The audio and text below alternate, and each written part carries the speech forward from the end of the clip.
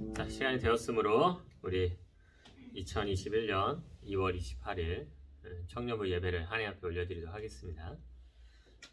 우리 사도신경으로 신앙 고백드립니다. 전능하사 천지를 만드신 하나님 아버지를 내가 믿사오며 그 외아들 우리 주 예수 그리스도를 믿사오니 동정여 마리아에게 나시고 본디오 빌라도에게 고난을 받으사 십자가 못 박혀 죽으시고 장사한 지 사흘 만에 죽은 자 가운데서 다시 살아나시며 하늘에 오르사 전능하신 하나님 우편에 앉아 계시다가 죄로서 산 자와 심판하러 오시리라. 성령을 믿사오며 거룩한 공예와 성도가 서로 교통하는 것과 죄를 사하여 주시는 것과 몸이 다시 사는 것과 영원히 사는 것을 믿사옵나이다. 아멘. 찬송가 우리 찬양 그날이 도적같이 이를 줄, 이게 굉장히 오랜만에 부르는 찬양인데 우리 함께 찬양하도록 하겠습니다.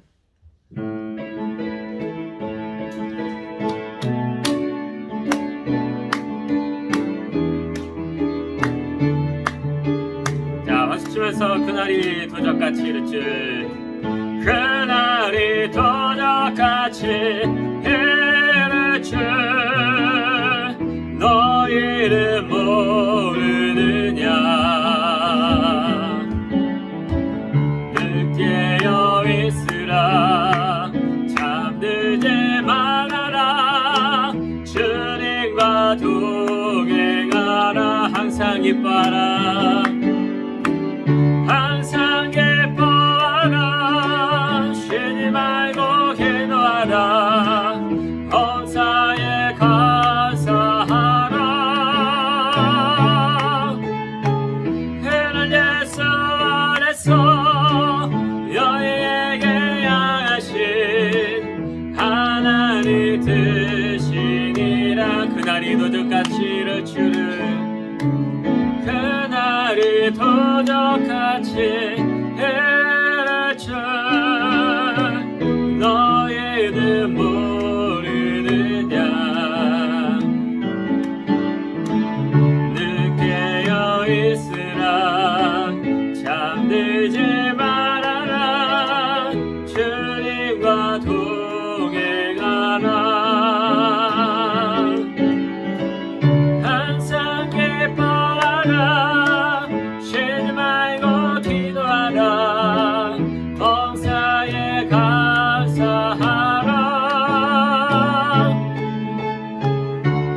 예수 안에서 너희에게 향하신 하나님 되시니라. 평강의 하나님이 너희를, 평강의 하나님이 너희를 거룩하게 하시고 온몸과 영혼이 주오실 그날에 해먹기 원하노라. 항상 기뻐라. 항상 기뻐하라. 쉬지 말고 기도하라. 범사에 감사하라. 이는 예수 안에서 너희에게 향하신 하나님 되시니라. 항상 기뻐하라. 항상 기뻐하라. 쉬지 말고 기도하라. 범사에 감사하라. 해는 예수 안에서 너희에게 향하신 하나님 되시니라. 아멘. 우리 오지연아의 마음이 주께로 전해졌으니 우리 함께 하나님 앞에 찬양 올려드리겠습니다.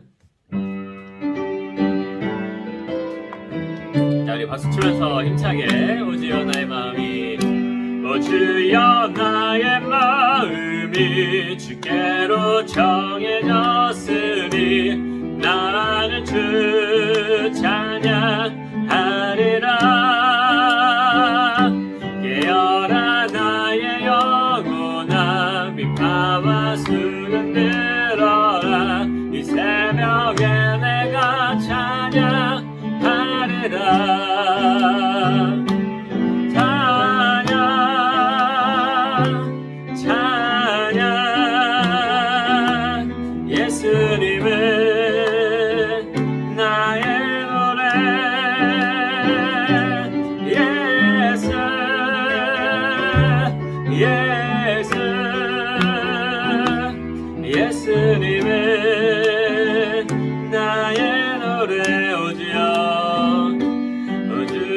나의 마음이 주께로 정해졌으니 나는 주 찬양하리라.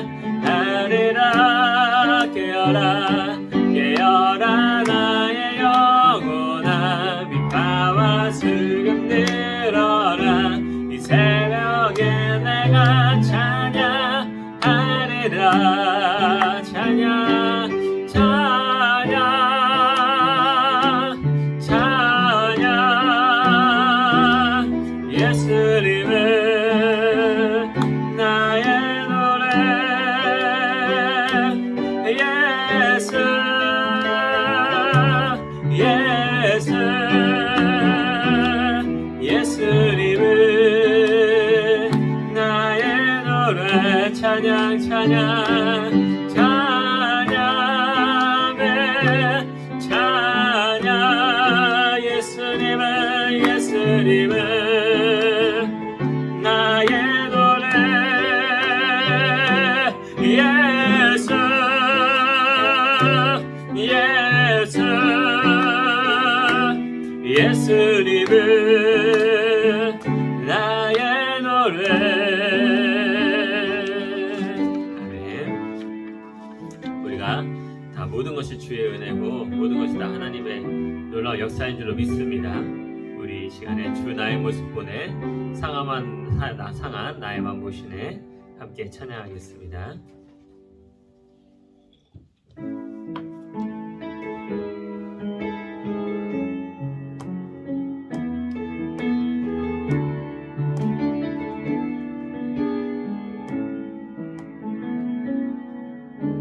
주 나의 모습 보는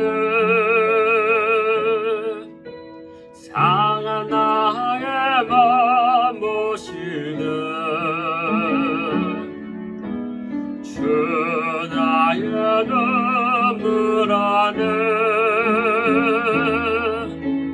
홀로 울다 맘 아시는 사랑 내게 있는 그 사랑이 나 채우는 주 내게 있는 그대로 나 세우는 세상서만 나 사라져가도 주의 사랑은 그치웠으니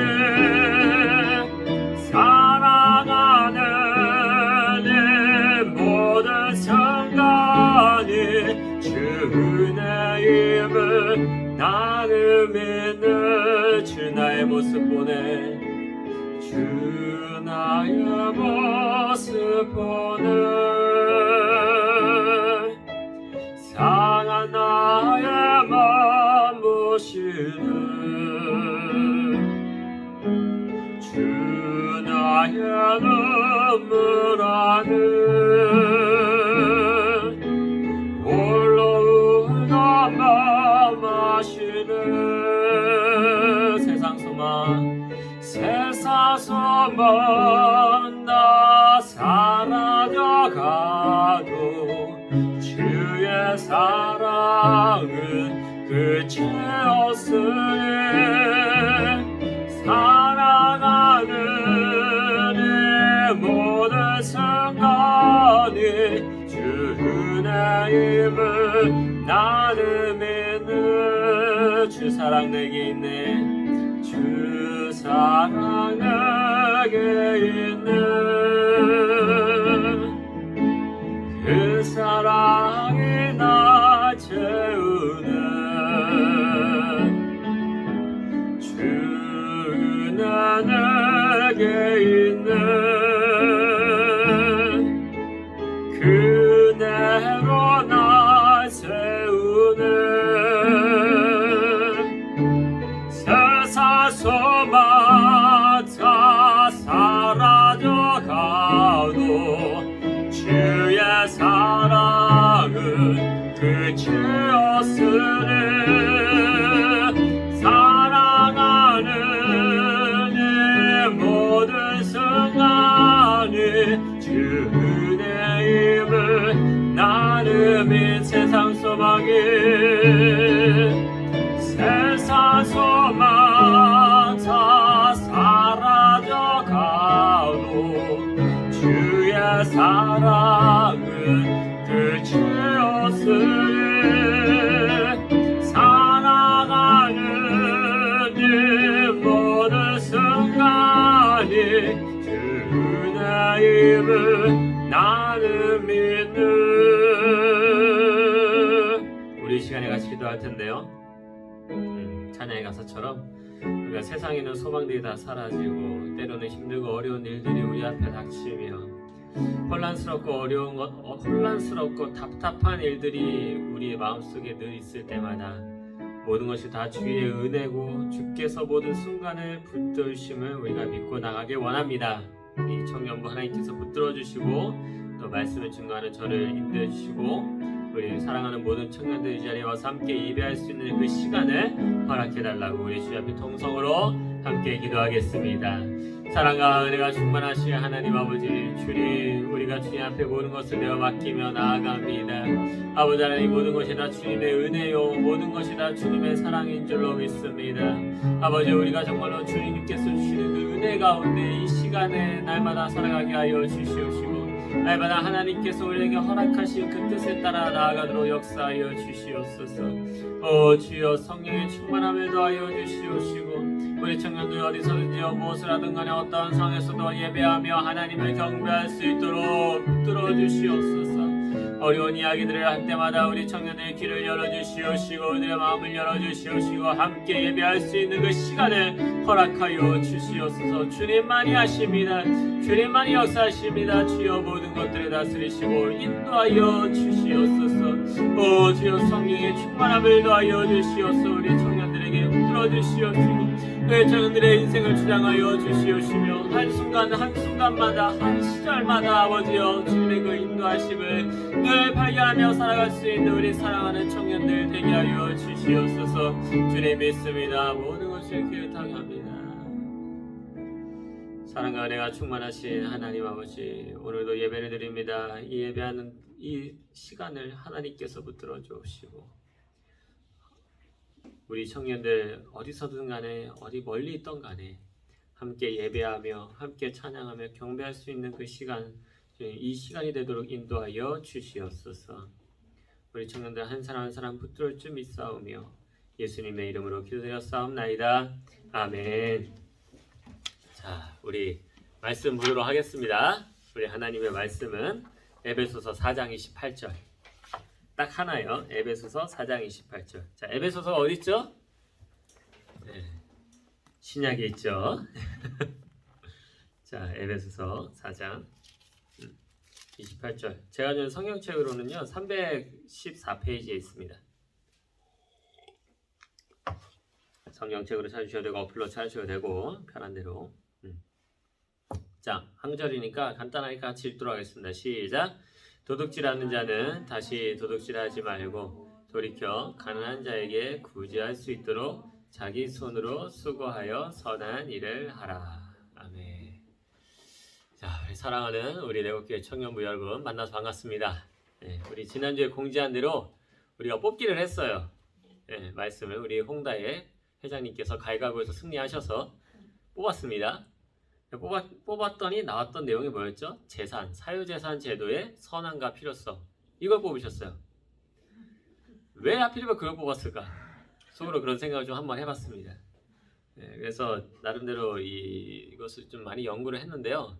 덕분에 팔자에도 없는 목사가 팔자란 단어 쓰면 안 되는데 아무튼 오래간만에 경제학도 좀 보고 아주 좋았습니다. 개인적으로 감사합니다. 그래서 이 내용이 뭐냐, 그리스도인들이 재산을 가지는 것이 옳으냐 옳지 않으냐 이 말입니다. 이게 쉽게 말해서.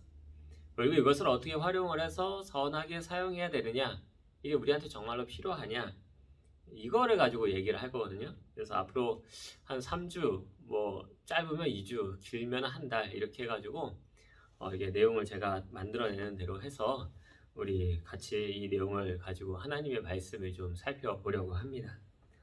그 중에 이제 사유재산 제도에 대해서 첫 번째 시간, 이제 하나님께서는 그리스도인들이 재산을 갖길 원하시는가? 하나님께서 우리 그리스도인들이 재산을 갖기를 원하시느냐라는 것에 대해서 한번 좀 살펴보려고 해요. 이거를 제가 연구를 하면서 되게 고민을 많이 했습니다. 어떻게 하면 이 말씀을 좀 재밌게 해석을 할까? 그래서 나름 고민을 굉장히 많이 한 끝에 연구 결과 재미를 포기를 했어요. 재미가 별로 없더라고. 뭐 무슨 이상한 얘기만 자꾸 나오고 막 이래서, 그래서 재미는 비록 없지만 제가 봤을 때는 근데 청년들한테 굉장히 또 필요한 이야기겠다 싶은 생각이 들었습니다. 그래서 오늘 같이 한번 좀 잘 살펴보려고 해요. 이 사유재산이라는 게 뭐냐면요, 쉽게 말해서 이런 겁니다. 내가 가진 어떤 재산, 그러니까 여러분이 가진 재산이 있겠죠. 통장에 얼마 있고, 어떤 사람들은 이제 돈이 없는 사람들도 많죠. 특히 청년들은. 그래서 통장에 보면은 학자금 대출로 남아있는 경우, 뭐 이런 경우를 좀 많이 살펴볼 수가 있는데, 그래서 참 요즘에 이 재산에 대한 문제 때문에 고민을 많이 하더라고요. 특히 젊은 사람들이. 특히 요즘에 대표적으로 떠오르는 단어가 이 부동산. 저도 이 부동산이 갑자기 올라가가지고 좀 욕을 많이 했습니다. 제 아내랑 같이 살 집이 있어야 되는데 뭔 전세가, 하여튼간에 뭐 생각하고 싶지 않은 그 가격이었어요. 또 현금, 뭐 주식, 요즘 뭐 주식도 얼마 전에 막 주식 막 폭락했다 난리 났죠. 많은 사람들이 뭐 한강에 가네 마네 뭐 이런 얘기 있었는데, 뭐 코인 이것도 뭐 한동안 얘기 있었고, 이런 것들이 이제 개인이 가질 수 있는 재산이라고 우리가 말을 할 수 있겠죠. 그러면 여기서 우리는 이렇게 물어볼 수가 있습니다. 과연 그리스도인들이 부동산, 주식, 코인, 현금 이런 거 가지고 있어도 되나요? 이렇게 우리가 물어볼 수 있죠. 그렇죠? 우리 청년들이라면 이런 질문을 좀 해볼 필요가 있습니다. 왜냐하면은 성경에서는 별로 그렇게 얘기하는 것 같지가 않아서 그래요. 마치 모든 재산을 다 팔아서 이 다른 사람을 줘야지만 구원을 받을 것처럼 얘기하는 본문이 있습니다. 예수님께서 이제 부자가 예수님한테 찾아와가지고 어떻게 하면 구원받습니까? 이랬더니 이런 거 하면 구원받아라고 하니까 그 부자가 뭐라 그래요? 저 다 지켰는데요. 그러니까 예수님이 이 얘기 하시죠. 너가 딱 하나 안 한 게 있는데 내 재산을 팔아서 가난한 사람한테 나눠줘라. 그랬더니 그 재벌 3세인지 2세인지 모르겠지만 그 친구가 근심을 하면서 돌아갔다 그러죠. 그런 얘기 들으면 우린 그런 생각이 듭니다. 가난한 사람들이 돈이 없어도 구원받기 쉬운가 봐. 뭐 이렇게 생각할 수도 있어요. 또 뭐 마치 돈이 이렇게 많으면은 되게 나쁜 사람처럼 보이는 경우도 있습니다. 뭐 부자와 나사로의 비유 이런 거 보면은 그래 보이기도 하고, 또 돈이 적으면 착한 사람처럼 보이는 경우가 있죠. 두 랩돈 한 200원 정도밖에 내지 않는 그 과부가 낸 그 헌금이 가장 크다 뭐 이런 얘기도 하시고, 그래서 마치 재산을 갖고 부자로 사는 게 꼭 성경적이지 않은 것 같은 그런 모습이 아닌가 이렇게 생각할 때가 있습니다. 그래서 어떤 사람들은요, 하나님의 뜻은 현금을 가지고 있는 게 아니다, 재산을 갖고 있는 게 아니다 라고 생각하는 사람들이 종종 있었습니다, 역사적으로. 그래서 그런 사람들을 이렇게 표현해요. 어려운 단어로. 이런 단어는 어디서 듣기 어렵습니다. 금욕주의. 들어봤죠? 금욕주의. 그래서 어떤 성자는, 되게 유명한 성자인데 이름이 좀 기억이 안 나요. 자기가 재산을 갖고 있는 걸 죄라고 생각하고 이제 성경을 많이 연구하면서 탑을 이렇게 쌓아서 거기에 들어갔다라고 해요. 그래서 거기 주변에 있는 사람들이 그 사람한테 어떤 신학적인 자문이라든가 삶의 지식과 지혜를 찾고자 그 사람한테 찾아가서 이렇게 구멍으로 먹을 것을 주고 그 사람이 대답을 해주는 그런 형태를 띄웠다라고 합니다. 그러니까 그만큼 금욕적으로 살았던 그런 사람들도 분명히 있어요. 뭐 그런 사람들을 비하하려는 목적이 아니라 그 정도로 대단했던 인물들도 있다는 거죠. 그래서 이런 금욕주의적인 어떤 신앙이 굉장히 좋다라고 생각하는 사람들이 은연중에 많이 있습니다. 특히 우리나라는 유교가 발달한 나라예요. 유교가 발달한 나라는 마치 돈이 되게 많은 것을 좀 뭔가 좀 이상한 문제가 있는 사람처럼 여기는 그런 경향이 좀 있습니다. 그래서 뭐 예를 들어서 이런 게 있을 수 있죠. 어떤 목사님인데 목사님이 돈이 되게 많아. 나중에 알고 보니까 저 강남에 뭐 건물 하나를 갖고 있어. 그럼 그런 모습을 보면 우리 무슨 생각이 들죠? 별로 경건하지가 않으신 분 아닌가? 이렇게 생각할 수가 있는 경우도 되게 은근히 많이 있습니다. 예를 들어서 이런 경우가 있을 수 있죠. 사모님이 이제 교회에서 종종 일어나는 일입니다. 사모님이 이제 아무 생각 없이 가방을 하나 갖고 나서 교회에다가 이렇게 가방을 갖고 와서 앉았는데 하필이면 그 가방이 루이비통이야. 그래서 성도들이 그 모습을 보고 시험 들어서 교회 안 나온 사람도 있어요. 진짜로. 그럼 정말로 그래도 되나? 그래서 우리는 이렇게 질문할 수 있죠. 하나님께서는 그리스도인들이 재산을 갖길 원할까? 이런 질문들을 우리가 여기서 볼 수 있다라는 거예요. 그래서 오늘 본문을 통해서 함께 좀 살펴보려고 합니다. 첫 번째로, 하나님께서는 그리스도인이 재산을 갖기를 원하느냐? 당연히 재산을 갖길 원하십니다. 갖지 말라고 얘기한 적이 단 한 번도 없고요. 오히려 재산을 가지라고 얘기를 해요. 출애굽기 20장 15절에서는요. 우리에게 아주 익숙한 계명이 하나가 나옵니다. 그게 뭐냐? 도둑질하지 마라. 딱 듣는 순간 바로 머릿속에 들어오죠? 남의 꼼치지 마라. 이게 되게 짧은 말씀 한마디지만요. 이게 되게 아주 깊은 함축적인 의미를 담고 있습니다. 이 짧은 문장에서 굉장히 긴 이야기가 도출되더라고요. 왜냐하면 이 도둑질한다는 걸 가만히 한번 생각해 보시죠. 도둑질이라고 하는 거는 어떤 다른 사람이 소유하고 있는 재산을 내가 내 손으로 잡아서 가지고 왔을 때 그게 도둑질이 성립이 되는 겁니다. 지나가다가 길 가다가 주인 없는 10,000원짜리가 떨어져 있어요. 진짜 말 그대로 진짜. 좀 그거는 뭐 요즘 법으로는 뭐 주인이 있는지는 모르겠지만 아무튼 아무도 안 찾아나 10,000원짜리가 길바닥에 버려져 있어. 그거를 내가 주웠어요. 그게 죄예요, 아니에요? 아니에요. 그거는 도둑질이 아닙니다. 왜냐? 주인이 없으니까. 도둑질이라는 게 성립이 되기 위해서는요, 반드시 전제 조건이 뭐가 있어야 되냐? 이것이 남의 재산이어야 돼요. 그렇죠? 자, 그렇다라고 한다는 것은 반대로 생각해보면 이 얘기입니다. 하나님께서는 모든 인간으로 하여금 각자 자기의 소유를 갖도록 하셨다. 각자 자기의 소유를 가질 수 있도록 허락하셨다는 뜻이에요, 이게. 쉽게 말해서. 그러니까 그리스도인들이 만약에 인간이 자기 스스로 소유를 가질 수가 없다라고 한다면은 도둑질하라는 명령 자체가 안 먹혀요. 그냥 남의 거라고 할 수도 없죠. 내가 이제 커피를 갖고 왔는데 이게 제 거가 아니에요. 딴 사람이 가져서 먹었어. 그거 너 도둑질한 거라고 말할 수 있어요? 없잖아요. 그러니까 하나님께서 각 사람에게 맞는 소유를 가질 수 있도록 허락하셨다. 그래서 이게 예수님 믿는 사람들에게도 동일하게 적용이 됩니다. 바울은 교회 안에 들어온 사람들 중 도병이 있는 사람들한테 이렇게 얘기를 해요. 오늘 본문에 도둑질하는 자는 다시 도둑질하지 말고 돌이켜 가난한 자들에게 구제할 수 있도록 자기 손으로 수고해서 선한 일을 해라. 그러니까 쉽게 말하면 이런 겁니다. 과거 내가 도벽이 있어가지고 자꾸 남의 것을 탐내고 함부로 손을 대어서 가져갔다면 예를 들어서 교회에 있는 물건을 나 그냥 아무 생각 없이 들고 와버렸으면 그것도 일종의 도둑질이 될 수 있겠죠. 어떤 교회 소유니까. 그런 손으로 이제는 너희가 그런 행동하지 말고 오히려 그 손으로 너희가 나가서 가난한 사람을 도울 수 있도록 열심히 돈을 벌어라. 도둑질하는 그 손으로 열심히 돈을 벌어서 그 손으로 선한 일을 해라. 그 뜻이에요, 이게. 되게 시적인 표현입니다. 그래서 이거 자체가 뭐냐? 선한 일이다. 그래서 하나님께서는 우리 그리스도인들이 수고롭게 일을 해서 정당하게 벌어들인 돈에 대해서는 이것에 대해서 이렇게 뭐 갖다 버려라 뭐 아니면은 치워라 이런 얘기를 단 한 번도 하신 적이 없어요. 너의 것이다. 내 거라고 하나님께서 분명히 인정을 하셨습니다. 그래서 성경에서는요, 그리스도인들이 재산을 갖고 있다는 것에 대해서 단 한 번도 정죄한 적이 없어요. 이 재산이 많든 적든 그것을 가지고 재산이 많고 적으냐에 따라서 하나님이 너 재산 많으니까 문제 있어, 너 재산 없으니까 문제 있어 라고 말한 적이 단 한 번도 없어요. 구약에서는 희년이라는 제도가 있거든요. 이 희년이 뭐냐면은 안식년이라는 게 있어요. 안식년이 7년에 한 번씩 쉬는 거를 말해요. 이게 7번이 지나면 그걸 희년입니다. 약 50년에 한 번씩 돌아오거든요. 이 희년에는 지금까지 사람들에게 빌렸던 모든 것을 다 주인에게 되돌려주고요. 또 이렇게 노예로 잡혀왔던 사람도요. 그때 당시에 노예를 해방시켜서 자유인으로 살게 만들어줬습니다. 그래서 뭐 논밭이라든가 뭐 이런 것들을 다 각 주인에게 돌려줘서 다시 자기의 소유를 주장할 수 있게 만들어주는 게 바로 이 희년이었어요.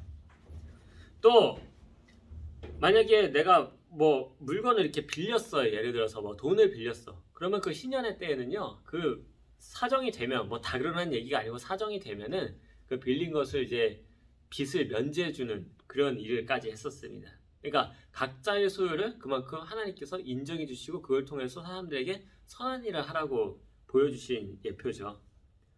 또 이런 경우도 있었죠. 논밭이라든가 키우는 짐승에게 피해를 입힌 경우 너희가 보상해야 된다. 이런 율법도 생긴 이유가 사유재산을 인정했기 때문에 그렇습니다. 또 이제 왕이 많은 재산과 신하를 거느리고 있다고 해서 하나님께서 그 상황을 정죄한 적이 없어요. 오히려 왕이라고 해도 함부로 백성들의 재산을 빼앗아 간다면은 그에 합당한 대가를 치르게 되어 있었습니다. 대표적으로 이제 다윗이 밧세바를 취했잖아요. 그것도 어떻게 보면은 간음이기도 하지만 동시에 한 가정에 사람을 갖다 훔쳐온 겁니다. 어떤 의미에서는. 네, 강도짓을 데리고 온 거죠. 그래서 다윗이 엄청 크게 당하죠. 나중에. 또 아하 왕 같은 경우도 나봇의 포도밭이 너무 좋아가지고 뺏었다가 나중에 거기에서 피를 흘려서 죽는 경우가 있었습니다. 그러니까 왕이라고 해도 함부로 그렇게 해서는 안 됐다라는 것을 보여주고 있죠. 신약에서는 좀 더 복잡한 개념이 나와요. 모든 사람은 재산을 가질 권리가 있고 이거를 지혜롭게 사용해라고까지 얘기를 합니다. 디모데전서 6장 17절에서 18절에는 이렇게 얘기를 하고 있어요. 내가 이 세대에서 부한 자들을 명하여 마음을 높이지 말고 정함 없는 재물에 소망을 두지 말고 오직 우리에게 모든 것을 후히 주사 누리게 하시는 그 하나님께 두며 선을 행하고 선한 사업을 많이 하고 나누어 주기를 잘하며 너그러운 자가 되라. 이렇게 얘기를 하거든요. 쉽게 말하면 이런 겁니다. 이제 바울이 디모데에게 말하기를 내가 목회하는 그곳에 부자들이 있는데 그 부자들한테 이렇게 얘기를 해라. 돈이 많다고 너무 교만해지지도 말고 인생의 목적으로 이제 덧없는 재물, 부자니까 얼마나 돈을 더 많이 갖고 싶겠어요, 그렇죠? 이 돈 맛을 알면 돈을 더 갖고 싶거든. 막 그것만 막 쫓아가려고 막 하는 그런 모습들을 너희들이 디모데야 너가 제지를 시켜라. 오히려 그렇게 쫓아가려고 하는 그 모습을 시선을 돌려버려서 그것을 풍성하게 주시는 그 너머에서 풍성하게 주시는 그 하나님을 바라보게 만들어라. 그래서 하나님께 소망을 두라고 해라. 그래서 그들로 하여금 선한 일을 많이 하게 만들고 좋은 일을 많이 해서 아낌없이 베풀고 사람들과 서로 사귀게 하며 즐겨 나누어 갖도록 해라. 그렇게 권면해라 라고 이야기를 하고 있다는 것이죠. 그러므로 오히려 우리 그리스도인들에게는요. 이제 돈을 열심히 버는 것만큼 또 내가 재산을 많이 가지는 만큼 또 중요한 거는 뭐냐? 그 재산을 내가 어떻게 쓰느냐가 되게 중요합니다. 이게 하나님께서 우리에게 주문하시는 내용이에요. 너가 벌었으면은 이거를 이제 앞으로 너가 어떻게 쓸 거냐. 이거에 대해서 고민하라고 우리한테 항상 이야기를 하십니다. 자, 그렇다면 우리에게 한 가지 이제 의문이 이렇게 좀 떠오르죠. 그리스도인으로서 재산을 가지지 못하면 또 잘못된 걸까? 아예 반대로 뒤집어 생각해 보는 겁니다. 재산을 못 갖는다라고 했을 때 잘못된 것일까? 예를 들어 목사님이 너무 재산을 늘리는 거는 보기 좋은 것이 아닐까? 보기 좋지 않은 것이 아닐까? 그러니까 재산이 없어야 되는 게 오히려 더 좋은 게 아닐까? 이제 그런 의심을 우리가 할 때가 있거든요. 초대교회의 모습을 보면요, 이제 약간 그런 비슷한 느낌을 주는 구절이 있습니다. 마치 모든 재산을 다 포기하고 교회에 헌납하며 사는 것이 맞는 것처럼 보이는 구절들이 있어요. 그래서 어떤 사람들은 성경에 이 공산주의의 표본이 있다라고 얘기하면서 이 본문을 듭니다. 뭐냐? 바로 이 사도행전 2장에 있는 내용인데요. 우리가 너무 잘 아는 내용입니다. 2장 44절에서 46절까지. 믿는 사람들이 다 함께 있어 모든 물건을 서로 통용하고 또 재산과 소유를 팔아 각 사람의 필요를 따라 나누어주며 날마다 마음을 같이하여 성전에 모이기를 힘쓰고 집에서 떡을 떼며 기쁨과 순전한 마음으로 음식을 먹었다. 자, 이렇게 되면은 이거 공산주의 아니야? 이렇게 생각하시는 분들이 있을 수 있습니다. 실제로 공산주의 표본은 이거라고 얘기하는 사람도 제가 몇 번 들었어요. 지금도 그러시는지 모르겠지만. 근데 이거는 사실 공산주의의 표본도 아니고 사회주의의 표본도 아닙니다. 이게 뭐냐면은 오순절 성령 강림 사건 이후에 어떤 일이 있었냐면은 그리스도인들의 환희와 행복이 가득 찼거든요. 성령의 임재를 받으니까 너무 행복한 거예요. 그래서 예수 믿는다는 사실이 얼마나 좋았겠습니까? 그렇죠? 그래서 믿는 사람들이 모두가 함께 지내고 막 사람들에게 막 나누어주고 서로 공유하고 막 이거 되게 좋으니까 너도 한번 써볼래 하면서 같이 막 쓰고 이랬던 거예요. 그러니까 자발적으로 그렇게 했다라는 거죠. 날마다 막 마음으로 성전에 열심히 모이고 집집마다 돌아다니면서 이제 그때는 빵이 주식이니까 같이 밥을 나누어 먹고 순수한 마음으로 기쁘게 음식을 나눠 먹으면서 교제했다 이 말이에요. 이게. 자, 그렇다라고 그래서 이게 공산주의다. 공산주의에는 최고의 이상향이다 라고 얘기를 하는데 사실 이 본문은 공산주의적인 재산권을 말하는 게 아닙니다. 이제 칼 마르크스가 이제 이런 얘기를 하거든요. 공산주의의 이론을 단 한마디로 요약하면 사유재산의 폐지다. 네, 사유재산의 폐지다. 그러니까 사유재산이 없어야지만 이 공산주의가 완성된다라고 본 거예요. 그래서 사유재산이 없다라는 것은 개인이 재산을 누리고 사는 것을 싫어한다는 얘기잖아요. 그러면 그 재산은 어디로 가느냐? 공공재산제도가 되는 거죠. 거꾸로 뒤집어 얘기하면. 그쵸? 그 재산을 개인이 못 가지니까 공공이 갖는 겁니다. 공공재라 이거야, 공공재.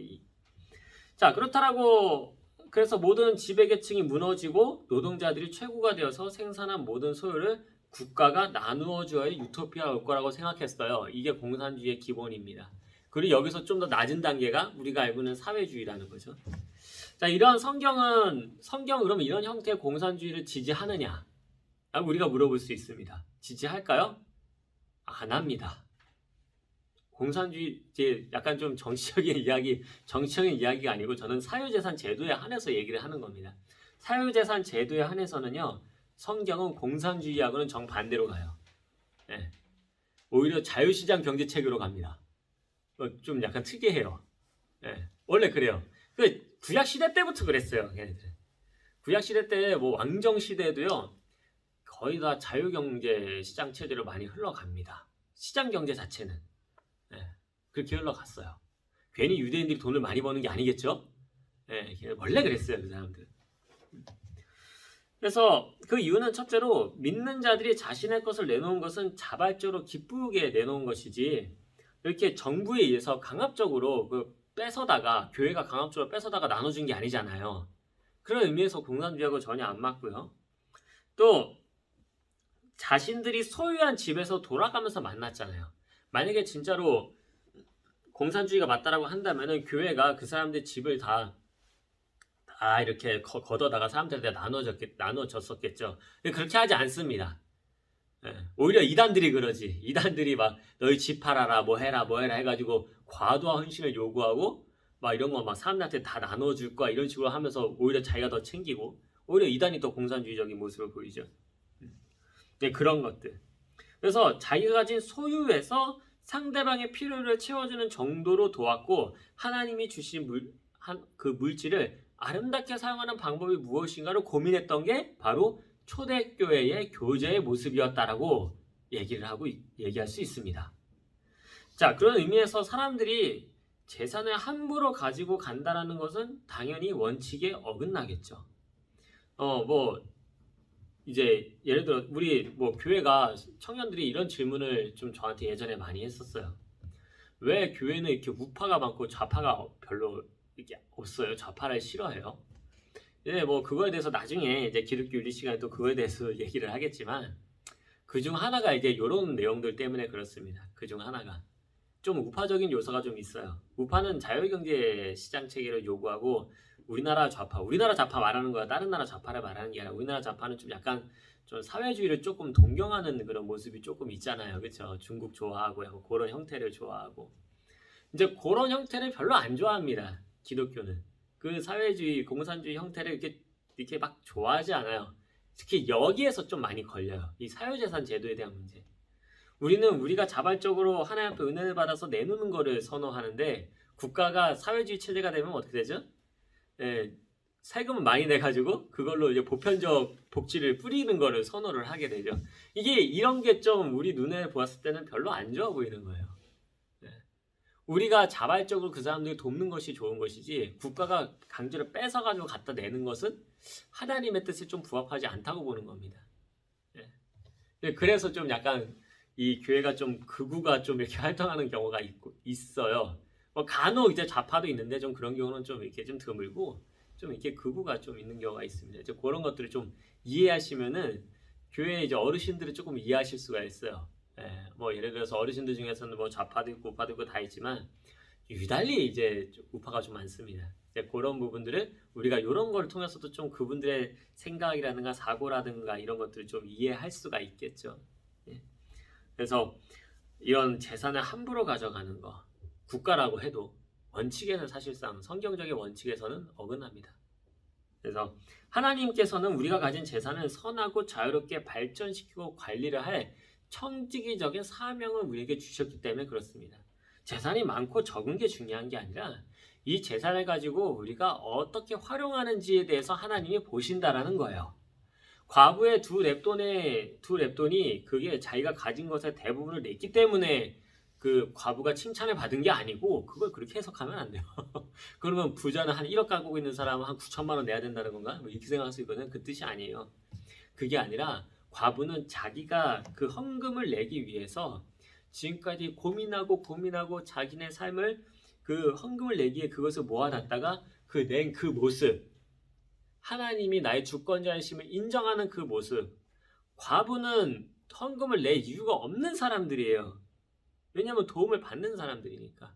그럼에도 불구하고 나는 상대방에 도움을 주겠다라고 생각하고 그 두 렙돈을 그 내는 그 마음을 보고 저거 진짜 헌금이야. 누구보다도 가장 큰 헌금을 낸 거라고 말하신 거예요. 그게. 누구보다 많은, 비율적으로 많은 돈을 냈다 그래가지고 이게 칭찬받은 게 아니고 과부가 두 렙돈 낼 돈 없어가지고 그렇겠습니까? 아니에요. 모든 사람들이 돈을 안 낸다니까요. 과부는 돈을 안 내요. 헌금을 안 해요. 원래. 그때 당시에는. 근데 그는 사람들 돕고 싶은 마음에 내가 힘든 중에도 이거라도 내자라고 생각해 낸 거예요. 그러니까 어떻게 사용하는지를 하나님이 보시는 거예요. 자꾸. 이게 중요한 거예요. 어떻게 너가 그 돈을 어떻게 쓰고 있느냐. 그래서 이 공산주의는 오히려 하나님이 주신 사명을 빼앗는다라고 볼 수 있죠. 청지기적 사명을. 이렇게 하나님의 뜻을 위해서 내가 이렇게 쓰고 싶은데 내가 열심히 노동을 해도 다 국가 거야. 이게 무슨 의미가 있어요. 그렇죠? 그래서 그런 의미에서 많은 공산주의적인 국가가 좀 몰락의 길을 걷기도 했죠. 그렇죠? 뭐 이런 의미에서 어르신들이 이제 기독교를 믿는 국가는 다 잘 되는가 이제 이런 얘기를 좀 하는 겁니다. 이런 의미에서. 세 번째로 그러면 사유재산이라고 하는 것이 단순히 돈만 의미하느냐? 그렇지 않다라는 것을 우리가 알 수가 있죠. 왜냐하면은 아까도 말했듯이 하나님께서 우리에게 주신 자원을 잘 관리하라고 분명히 성경은 얘기를 하고 있거든요. 아담이 창세기 1장 28절 30절까지 하나님께서 사람한테 이렇게 명령을 하십니다. 하나님이 그들에게 복을 주시며 하나님이 그들에게 이르시되 생육하고 번성하여 땅에 충만해라. 땅을 정복하라. 바다의 물고기와 하늘의 새와 움직이는 생물을 모두 다스리라 하시니라. 하나님이 이르시되 내가 온 지면에 씨 맺는 모든 채소와 씨 가진 열매 맺는 모든 나무를 너에게 주노니 너희의 먹을거리가 되리라. 또 땅의 모든 짐승들과 하늘의 모든 새와 생명이 있어 땅에 기는 모든 것에게는 내가 모든 푸른 풀을 먹을거리로 주노하시니 그대로 되리라. 되게 길죠. 근데 얘기를 가만히 들어보면 뭐야? 하나님께서 이 얘기예요. 우리한테 관리를 잘하라고 에덴 동산을 주셨다. 그 얘기입니다. 그래서 먹을 것도 마음대로 먹고 관리할 것도 마음대로 관리하고, 즉 하나님께서도 우리한테 할 수 있는, 우리가 뭔가를 할 수 있는 그 무언가를 우리에게 주시는데 그게 뭐냐? 바로 재산. 그래서 우리가 가진 재능, 시간, 기회 이런 거 모든 것들에서 잘 사용해서 주변을 잘 다스리는 청지기적 사명이 있다라는 것이죠. 그렇다면은 이 사유자산을 좀 더 넓은 의미로 생각해 본다면 단순히 우리가 가진 재물뿐만이 아니라 우리가 가진 재능, 시간, 기회 이런 것들이 다 사유재산입니다. 어떤 의미에서 넓은 의미로 봤을 때 청년의 시기 때 얼마나 좋아요. 에너지 팔팔 넘치죠. 진짜 뭐든지 다 할 수 있죠. 막 밤새도 막 아무런 문제가 없죠.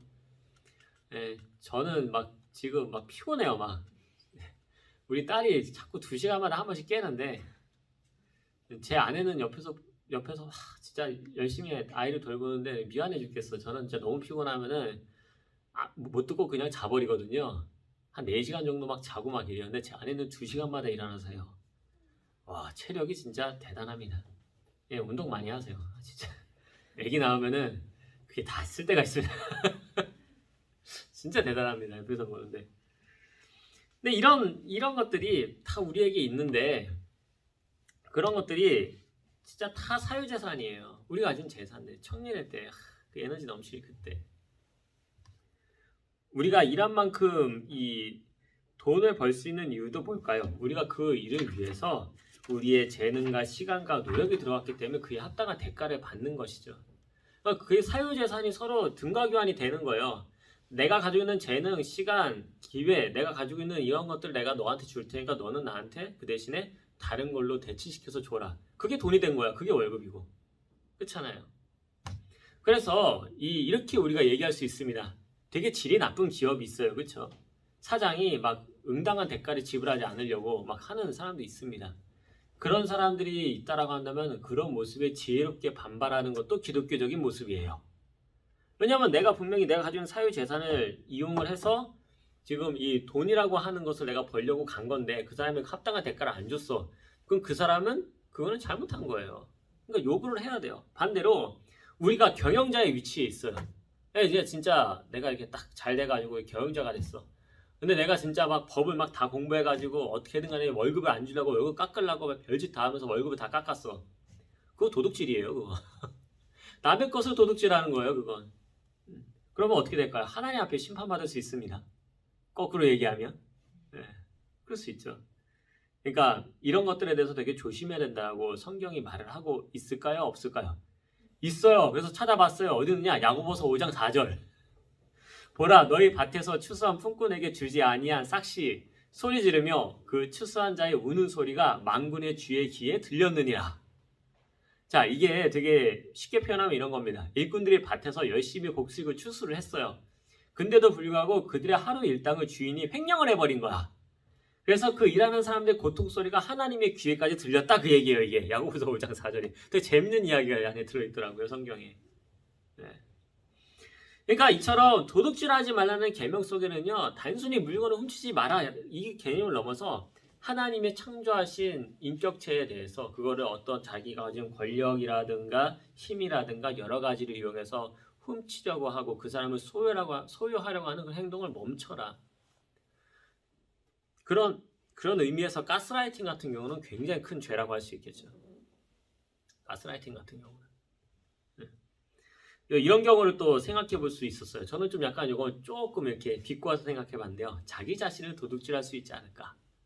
자기 자신을 도둑질한다. 좀 이상한 이야기 같은데 한번 생각해 보십시오. 좀 짧은 쾌락을 위해서 나를 하여금 어떤 특정한 상황에 나를 스스로 중독이 돼서 그 안에 막 투자하는 그런 상태. 그러니까 뭐 이런 거 있죠. 내가 가진 재능, 시간 이런 것들이 게임에 의해서 허비가 되고 있다. 그러면은 그거는 자신의 시간을 자기 스스로 도둑질하는 형태가 되는 것이 아닌가. 짧은 쾌락을 위해 그 나태를 위해서 자기의 것들을 갖다가 던져버리는 행위가 되지 않을까. 뭐 게임이 잘못됐다라고 얘기하고 싶은 건 아닙니다. 근데 얼마 전에 이 모 게임 회사가 그 확률형 아이템 때문에 한번 신문에서 난리가 난 적이 있어요. 이게 얼마 전에 일어난 일입니다. 막 진짜 어떤 사람은 막 거기다가 1억을 투자하고 막 10억을 투자하고 막 희한한 사람들이 다 있다고. 뭐 게임 하나에다가 뭐 무슨 억 단위를 투자를 해. 와, 나는 그거 보면서 그거 갖다가 차라리 그냥 아파트 하나 샀으면 지금 어떻게 되는 거야? 막 이런 생각도 했거든요. 개인적인 생각입니다. 근데 막 그런 사람들이 막 돈을 갖다가 막 열심히 투자했는데 나중에 알고 보니까 그 회사가 아이템을 확률을 조작을 해가지고 이렇게 돈을 더 많이 끌어모았던 그런 사건이 있었죠. 그런 것들만 봐도 지금 내가 어디에 지금 나의 어떤 그런 사실 디지털 쪼가리잖아요. 그렇게까지 할 필요가 없는 건데. 뭐 모르겠습니다. 제가 게임을 많이 안 해가지고 이렇게 말하는 게 좀 조심스럽긴 합니다만은 그런 거 하나 때문에 자신의 인생을 갖다 갈아 넣어야 된다라는 넣고 있다면은 좀 고민해봐야 돼요. 내 스스로 내 인생을 지금 뭔가 다른 데에 빼앗기고 도둑질 당하고 있는 것은 아닌가. 근데 자신을 그렇게 가스라이팅하다가 내어 던지는 것도 문제가 될 수 있다라는 것이죠. 그래서 하나님께서는요, 굉장히 우리에게 아주 중요한 것을 주셨습니다. 도둑질하지 말라는 계명 속에는요, 단순히 남의 것을 도둑질하지 말라는 것에만 국한되지 않고요. 하나님께서는 우리로 하여금 하등한 동물처럼 그냥 주변 동물처럼 먹고 싶으면 먹고 자고 싶으면 자고 싸고 싶으면 사고 그렇게 살아가는 인생으로 살게 두는 것이 아니라 그 이상을 넘어서 하나님의 자녀로서 자아 실현을 하도록 하시는 하나님의 의도가 이 도둑질하지 말라라는 이야기에 들어있다라고 저는 보고 있습니다. 저는 그렇게 생각을 해요. 내 마음대로 내 인생을 내 마음대로 하는 것이 하나님의 뜻이 아니라 우리가 가진 것을 가지고 지혜롭게 사용해서 우리가 자아가 발전되어지고 하나님의 자녀답게 만들어져 가는 것, 그게 하나님께서 우리에게 요구하시는 일이라는 거죠. 그런 의미에서 기복주의적 신앙이 또 잘못됐다 뭐 이렇게 얘기를 할 수도 있겠죠. 생각을 한번 많이 해보시면은 이 계명 속에 참 다양한 이야기들을 넣을 수가 있습니다. 그래서 단순히 평안히 먹고 놀고 자자라는 식으로 인생을 살아가게 되면은 반드시 그거는 하나님의 뜻이 아닙니다. 네. 뭐 조물주 밑에 건물주가 있다고 건물주가 되어서 인생을 평안하게 사는 것이 하나님의 뜻이 아닐 수도 있어요. 네. 잘 생각해 보셔야 됩니다. 건물주 되지 말라는 얘기가 아니라 다 되십시오. 기왕이면 저기는 저 강남에 빌딩 하나씩 해가지고 저 하나만 줘요. 농담이고 네, 진짜 잘 사십시오.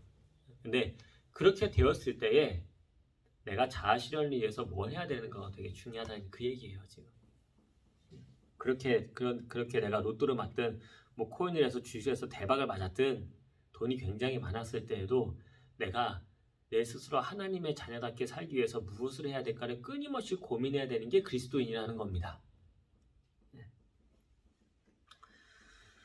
그래서 만약에 우리가 우리 스스로 하나님 뜻과 반대되는 개념으로 살아가면서 내가 가진 것들을 올바르게 사용하지 않는다라고 한다면은 하나님께서는 그에 합당한 책임을 우리에게 물어보실 수도 있습니다. 그것도 잘 기억해 봐야 돼요. 자, 그러면 마지막으로 결론 맺겠습니다. 우리 사랑하는 애국교회 청년부 여러분, 오늘 하나님께서 우리 그리스도인들이 재산을 갖기 원하시나요? 라는 그 제목을 가지고 하나님이 우리에게 주시는 중요한 교훈들을 이렇게 몇 가지 배웠습니다. 첫째로 하나님께서는 우리가 재산을 갖기 원한다는 것을 우리가 알 수가 있었죠. 그렇죠? 그래서 우리가 도둑질하지 말라는 그 짧은 그 교훈 속에는 모든 사람들은 각자 자신의 재산을 소유할 권한이 있고요. 그것을 선하고 옳은 일에 사용하기를 원하신다는 것을 우리가 발견할 수 있게 됩니다. 둘째로 그런 의미에서 공산주의가 가진 공공재산제도는 비성경적이라고 얘기를 할 수가 있겠죠. 그래서 성경은 단 한 번도 모든 재산을 국가가 가지고 사람들에게 분배해야 된다고 말하는 한 적이 없고 각자 일한 대로 각자 생활하되 가난하고 소외된 이웃을 도울 수 있을 정도로 그 돈을 올바른 일에 사용하라라고 우리한테 이야기를 해주고 있다는 겁니다. 그런 의미에서 자유시장 경제체계는 사실 성경적인 모습 중에 하나입니다. 네, 그런 것들이 있기 때문에 우리가 조금 왜 교회에 뭐 이런 정치적인 이런 이야기들이 있나요? 라는 것에 대해서 우리가 좀 이해할 수 있는 그런 내용을 좀 생각해 볼 수 있는 부분이 있습니다. 그래서 우리 청년들이 어른들을 좀 이해할 필요가 있어요. 네, 나는 좌파니까 우파 싫어 이게 아니고 그게 아니고 왜 어르신들이 그렇게 생각하는지 한번 마음을 좀 열고 생각을 열어보는 거죠. 네, 어른들 보고 열으세요라고 하는 건 좀 그렇잖아요. 그렇죠? 우리가 한번 좀 생각해 보자는 거죠. 이런 것들로. 자, 그리고 또 문제는 이제 자유시장 경제체제의 문제가 뭐냐, 그런 걸 이용해서도 끝까지 도둑질하는 인간들이 있어요. 사람은 죄인이기 때문에 그걸 어떻게 이용해가지고 하여튼 나쁜 데게 사용하는 사람들이 있습니다. 예, 그래서 인간이 문제이기 때문에 어쨌든 하나님께서는 우리에게 그 재산을 소유할 권한을 우리에게 분명히 주셨고 그거를 가지고 이제 청지기적 사명을 감당하라고 하셨기에 우리가 해야 될 일들은 남은 물질들, 우리가 사용하면서 남는 그 에너지들을 다른 사람들한테 어떻게 섬겨야 될지를 우리가 한번 확인해 볼 필요가 있다. 그래서 마지막으로 사유재산은 단순히 이제 돈을만을 의미하지 않는다고 했죠. 그래서 하나님께서 우리에게 주신 그 청지기적 사명은 우리에게 주신 재물을 어떻게 활용해야 되는지에 대한 문제이기도 합니다. 따라서 우리에게 주신 재능, 시간, 기회 이런 모든 것들이 넓은 의미에서는 우리가 가진 재산이라고 할 수가 있어요. 그래서 그런 의미에서 우리는 경영자에 있을 때는 합리적인 대가를 주고 노동자의 위치에 있을 때는 불합리한 이야기들을 들었을 때 우리가 지혜롭게 대처할 수 있는 그런 방법들을 찾고 개선하고 변화시키는 것이 우리 그리스도인들이 해야 될 일이라고 할 수가 있습니다. 또 한편으로 스스로 쾌락이라든가 방임에 사로잡혀서 자신의 시간과 기회를 낭비해버리고 버리는 그것도 내 스스로 도둑질 당하라고 내 스스로를 내던지는 거예요. 그것도 문제가 있습니다. 가스라이팅 물론 당연히 문제가 있죠. 하지만 나를 그런 쪽으로 내 스스로 내몰게 되는 것도 당연히 위험한 행동이에요. 당연히 그래서도 안 되겠죠. 그래서 하나님께서는 우리로 하여금 동물들처럼 그냥 생존하기 위해서 뭐 본능 해소를 위해서 막 움직이게 살게 하지 아니하시고요. 하나님의 자녀로서 자아 실현을 하기 원한다는 사실을 꼭 기억하면서 이 사회의 재산을 갖게 하신 하나님께서는 우리는 이걸 통해서 하나님의 자녀로 온전하게 살도록 만드시려는 하나님의 의도가 들어있다는 것을 꼭 기억하면서 오늘 말씀을 통해 어떻게 우리가 이 가진 이 재산들을 잘 사용할 수 있을지를 같이 의견 나누시면서 나누는 시간을 갖도록 하겠습니다. 네, 이상입니다. 우리 함께 기도합니다. 우리에게 이 세상의 좋은 것들을 허락하시고 관리하게 하셔서 살도록 인도하신 하나님, 오늘은 사유재산 제도가 성경적인지에 대해서 배웠습니다. 그 결과 하나님께서는 우리가 가진 재능, 시간, 기회 등을 이용하여 하나님이 주신 것들을 온전하게 관리하고 잘 사용하여 사람들 사이에서 하나님의 영광을 드러내는 일을 해야 함을 배우게 되었습니다. 그러므로 하나님께서 우리에게 주신 그 사명을 잘 기억하고 끝까지 잘 감당하도록 인도하여 주옵소서. 예수님의 이름으로 기도드렸사옵나이다. 아멘. 자, 우리 찬양 우리 한 곡 하고 허락하신 새 땅에 들어가려면 마음의 준비 다해 힘써 일하세. 열심히 일해서 자, 돈 봅시다. 자, 찬양합시다.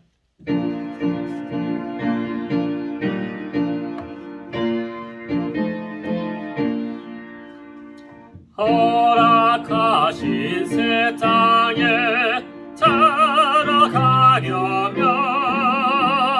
마음의 준비 다하여 애써 일하세. 여호수아 본받아 앞으로 가세. 물이 거할쳐서는 주의 분에세. 시험을 당해도 낙심 말고서 마음의 걱정 버리고 애써 일하세. 여호수아 본받아 앞으로 가세. 물이 거할쳐서는 주님 품에서 앞서가신 예수님 바라보면서 모두 마음을 아파여 애써 일하세. 여호수아 본받아 앞으로 가세. 우리가 완쳐서는 주님 품에서 일할 곳이 아직도 많이 있으니 담대하게 나가서 애써 일하세.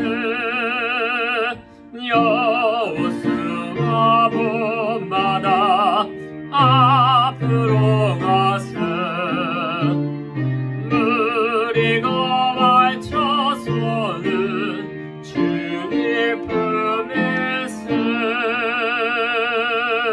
아멘. 광고는 우리가 카톡으로 계속 올릴 거고요. 오늘 끝나고 잠깐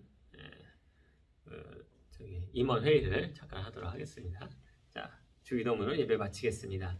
하늘에 계신 우리 아버지여, 이름이 거룩히 여김을 받으시오며 나라의 임하오시며 뜻이 하늘에서 이루어진 것 같이 땅에서도 이루어지이다. 오늘날 우리에게 일용할 양식을 주옵시고 우리가 우리에게 죄 지은 자를 사하여 준 것 같이 우리의 죄를 사하여 주옵시고 우리를 시험에 들게 하지 마옵시고 다만 악에서 구하옵소서. 내게 나라와 권세와 영광이 아버지께 영원히 싸움나이다. 아멘. 자, 이것으로 청년부 예배를 마치도록 하겠습니다. 이제 각자 자리에서 교제하시고 나누시고 이따가 끝나고 잠깐 임원들 모여서 이야기 나누고 돌아가도록 하겠습니다.